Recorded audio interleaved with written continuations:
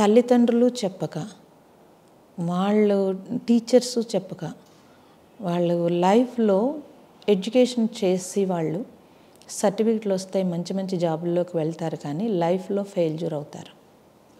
ఆ హ్యాపీనెస్ని కోల్పోతున్నారు. అందుకోసం తర్వాత నేను చెప్పేది వాళ్ళకి ఆధ్యాత్మికత కాదు, మైండ్ మీద సైన్స్. ఎలా అండి? ఫర్ ఎగ్జాంపుల్ అంటే ఎలా అంటే, ఇప్పుడు బ్రెయిన్ ఎలా వర్క్ చేస్తుంది, ఎంత ప్రెజర్ ఇస్తే ఎలా ఒత్తిడికి లోనవుతుంది, మీరు కొద్దిసేపు అయినా మెడిటేషన్ చేస్తే అది ఎలా ఉంటుంది, ఓంకారం చేసినప్పుడు బ్రెయిన్ మీద ఎలా వర్క్ అవుతుంది, అసలు ఓంకారం అంటే ఏమిటి, అది బ్రెయిన్ మీద ఎలా వర్క్ చేస్తుందో మన ఇండియాలో ఎంత రీసెర్చ్ చేశారు మహాత్ములు, ఇవన్నీ తెలియచేసే నాలెడ్జ్. ఆ నాలెడ్జ్ని వాళ్ళకి తెలియచేస్తాం.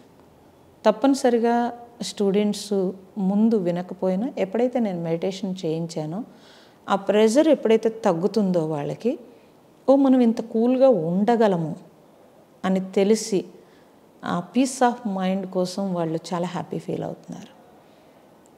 అందుకని మేము వర్క్ చేయగలుగుతున్నాం. ఇప్పుడు నేను అర్జెంటుగా ఆధ్యాత్మికం నేర్పితే వాళ్ళు నేర్చుకోరండి. అవును, అదే అంటే నా డౌట్ అదే. ఇప్పుడు మీరు స్కూళ్ళకి వెళ్ళో కాలేజెస్కి వెళ్ళో వాళ్ళకి మీరు ఏం చెప్తున్నారు అనేది, అంటే ఏ పాయింట్ ఆఫ్ వ్యూలో మీరు చెప్తున్నారు అనేది నాకు కూడా డౌట్ ఉంది యాక్చువల్లీ. భారతదేశంలో మహాత్ములందరూ అంటే ఋషులు అంటే కృషివలురు, అప్పటి సైంటిస్టులు, వాళ్ళు మునులు ఋషులు అంటే అప్పటి సైంటిస్టులు. ఎవరైతే ముని అంటే మననశీలురు, ఒకే విషయం మీద ఎక్కువగా ఎవరైతే థింక్ చేస్తారో వాళ్ళు మననశీలురు, ముని అన్నారు. అయితే అప్పట్లో వాళ్ళందరూ కూడా కృషి చేసిందంతా కూడా, వరల్డ్ అంతా కృషి చేసింది, వేరే ప్రపంచ దేశాలన్నీ కృషి చేసినవన్నీ అవుటర్ సైన్స్. ఒక్క భారతదేశంలో మాత్రమే ఇన్నర్ సైన్స్ కనిపెట్టారు. అంటే బ్రెయిన్ పీస్ ఆఫ్ మైండ్ ఎలా ఉంటుంది, మానసిక ఒత్తిడి లేకపోతే శారీరక ఆరోగ్యం ఎంత బాగుంటుందో అది వాళ్ళు తెలియచేశారు మనకి. మన సంస్కృతి సంప్రదాయం అంటే కట్టు బొట్టు కాదు, ఇది మన పీస్ ఆఫ్ మైండ్కి సైన్స్. అందుకే ప్రపంచ దేశాలన్నీ పీస్ ఆఫ్ మైండ్ కావాలంటే భారతదేశం వంక చూస్తాయి. అలాగే ఇక్కడ మన స్టూడెంట్స్ అందరినీ కూడా వాళ్ళు తీసుకువెళ్ళి యూనివర్సిటీలో సీట్ల పేరు మీదుగా అక్కడ జాబులు ఇచ్చి ఉంచుకోవడానికి కారణం ఏంటంటే, మనకున్న బ్రెయిన్ కెపాసిటీ మన సంస్కృతి పేరు మీదుగా అంత బ్రెయిన్ కెపాసిటీ ఉంది ఇక్కడ. ఎన్ని అవర్స్ అయినా వర్క్ చేయగలరు, ఎంతైనా ఓపిక్గా ఉండగలరు. ఎందుకు అని అంటే అది మన కుటుంబ వ్యవస్థ, మన సంస్కృతిలో మన సైన్స్. ఇది మేము ఎక్స్ప్లెయిన్ చేసినప్పుడు పిల్లలకు అర్థమవుతుంది. అలాగే ఒక బొట్టు పెట్టుకుంటున్నామంటే ఎందుకు పెట్టుకుంటున్నాము, ప్రపంచ దేశాలన్నిటికీ తెలియదు ఆ సైన్స్. ఇక్కడ పిట్యూటరీ గ్రంథి, పీనల్ గ్రంథి అని 2 నాడులు ఉంటాయి. వాటి పిన్ పాయింట్ ఇక్కడ స్టార్ట్ అవుతుంది. ఆ 2 నాడులు బ్రెయిన్లోంచి వెన్నుపూసలోకి వెళ్తాయి. ఎప్పుడైతే మీరు ఇలా టచ్ చేస్తున్నారో యాక్టివ్ అవుతుంది. ఈ నాడులు 2 యాక్టివ్ అయితే కనుక బ్రెయిన్ యాక్టివ్ అవుతుంది. అది మన తల్లులు చదువుకోకపోయినా వాళ్ళ సంస్కృతిని పాటించారు కాబట్టి పిల్లలందరినీ కాపాడారు. ప్రపంచ దేశాలు ఆ సైన్స్ తెలియదు కాబట్టి వాళ్ళు పెట్టుకోలేదు, మనం కూడా ఫ్యాషన్ అని తీసి పడేసాం. మన వాళ్ళకి క్వశ్చన్ కదా, ఈ బొట్టు ఎందుకు పెట్టుకోవాలి అని వస్తుంది. అది మనం తెలియచేస్తే వాళ్ళకి, వాళ్ళు తప్పనిసరిగా తెలుసుకుంటారు. అందుకే పూర్వం మనకి మగవాళ్ళు ఆడవాళ్ళు అందరూ బొట్టు పెట్టుకునేవారు. దాని మతంతో సంబంధం లేదు, ఏమి సంబంధం లేదు. ఇది ఒక పాయింట్. రెండో పాయింట్ ఏంటంటే, ఓంకారం అంటే హిందువులది అనుకుంటారు. కాదు, దాంట్లో ఎంత సైన్స్ ఉందో మేము తెలియచేస్తాము. నాట్ ఓన్లీ హిందువులు కాదు, అది ముస్లిమ్స్ అయినా క్రిస్టియన్స్ అయినా ఎవ్వరూ ఆ సౌండ్ని వదలకుండా కంటిన్యూ చేశారు. ఎందుకు కంటిన్యూ చేశారు అని అంటే, అది బ్రెయిన్కి వెళ్ళే నరాలన్నీ యాక్టివ్ చేస్తుంది. మీకు కోపం వస్తే మీరు నరాలన్నీ ఎక్కడో ఒత్తిడి కలిగిస్తారు. ఆ ఒత్తిడి లాంగ్లో అనారోగ్యం వస్తుంది. ఆ అనారోగ్యం రాకుండా ఉండాలి అని అంటే మనకు ఆ సైన్స్ నేర్పించారు. అది ఆ ఓంకారం యొక్క సౌండ్, శబ్దం మనం చేసినప్పుడు ఆటోమేటిక్గా బ్రెయిన్ యాక్టివ్ అవుతుంది, ప్రాణశక్తి కరెక్ట్గా వెళ్తుంది. కరెక్ట్గా వెళ్ళినప్పుడు నరాలన్నీ కరెక్ట్గా ఒత్తిడి లేకుండా ఫ్రీ అవుతాయి. ఈ సైన్స్ని పిల్లలకి తెలియజేస్తున్నాం. అది మీరు హిందువులైతే ఓం అన్నారు, ముస్లిమ్స్ అయితే అల్లాహూమ్ అన్నారు, క్రిస్టియన్స్ అయితే ఆమెన్ అన్నారు. ఎందుకు అంటే ఆ సౌండ్లో ఆ ఊ మా 3 రకాల సౌండ్ ఉంది.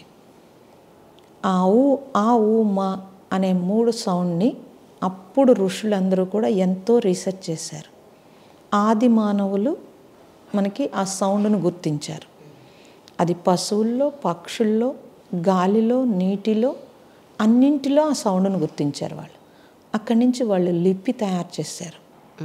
దాన్ని ఆ సౌండ్ని ఆ కింద, ఊ కింద, మా కింద, ఒక గాలి జుమ్ అంటే మకారం వస్తుంది, నీరు గలగల అంటే అకారం వస్తుంది. పుట్టిన పిల్లవాడు ఎవ్వరూ నేర్పకుండా ఉమా అని సౌండ్ చేస్తాడు, అంటే ఉకారం పలుకుతున్నాడు. వాడిని మీరు ఇలా పడుకోబెట్టి జోకడితే అంటాడు, వాడికి నేర్పలేదు. వాడిని ఉయ్యాల్లో పడుకోబెట్టి మీరు ఊపుతున్నారనుకోండి, వాడికి ఉత్సాహంగా ఉంటే ఆ అంటాడు. ఆ సౌండ్ నుంచి తర్వాత వాడికి ఆ సౌండ్ వచ్చు. ఆ సౌండ్ నుంచి తర్వాత మీరు అమ్మ అంటే ఆ 2 కలుపుతాడు. అంటే సహజంగా వచ్చింది అది. ఆ సహజంగా వచ్చిన సౌండ్ని ఆది మానవులు గుర్తించి వాళ్ళు దాన్ని ఆ ఓ మా అని వాళ్ళ ఆ సౌండ్కి పేరు పెట్టారు. దాన్నే మన ఋషులందరూ కూడా దాని మీద చాలా రీసెర్చ్ చేసి ఆ 3 కలిపేశారు. అది అయింది. తర్వాత బద్ధకం వచ్చి ఆకారం ఎగరగొట్టేశారు. ఒరిజినల్గా ఓంకారం చేసే వాళ్ళందరూ ఆ నుంచే స్టార్ట్ చేస్తారు. ఓకే, మీరు ఎవరైనా మహాత్ములు చూడండి, వాళ్ళు ఆ నుంచే స్టార్ట్ చేస్తారు. దాన్ని వాళ్ళు చూస్తే ఎప్పుడైతే మీరు ఆ సౌండ్ పలుకుతున్నప్పుడు బ్రెయిన్ యాక్టివేట్ అవ్వడం, నరాలన్నీ యాక్టివేట్ అవ్వడం, తమస్సు తగ్గడం, ఇంకా మీకు ఆ సౌండ్ చేసినప్పుడు థాట్ ఆగుతుంది. అందుకని ఏ మతంలోనైనా వాళ్ళు వదలలేదు చూడండి దాన్ని. అవును, మీరు అంటే మనం చదువుకుని దేవుడు వేరు అంటున్నాం తప్పించి ఆరాధించేది మాత్రం ఒకటే సౌండ్ని ఆరాధిస్తున్నాం. కరెక్ట్. అది అల్లాహూమ్ అన్న, ఆమెన్ అన్న, ఆ ఓం అన్న ఒకటే. ఈ విషయం స్టూడెంట్స్కి తెలియాలి.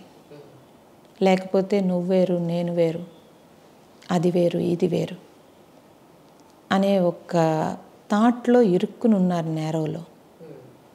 అది ఒకటి, దానివల్ల ఉపయోగం ఒకటి. ఈ 2 తెలియచేయటం. తర్వాత వాళ్ళ ఎగ్జామ్లో ఎందుకు మర్చిపోతున్నారు, మర్చిపోకుండా ఉండాలంటే ఏం చేయాలి, ఎగ్జామ్ బయటకు వచ్చాక ఎందుకు గుర్తుకొస్తుంది, వాళ్ళు స్ట్రెస్ అని చెప్తారు.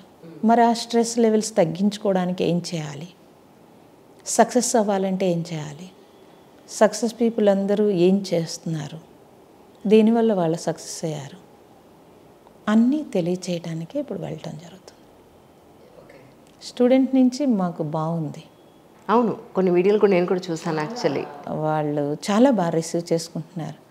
యాక్చువల్గా నాకైతే మాత్రం ఈ పెద్దవాళ్ళని వదిలేసి స్టూడెంట్స్కే చెప్పాలని ఉంది.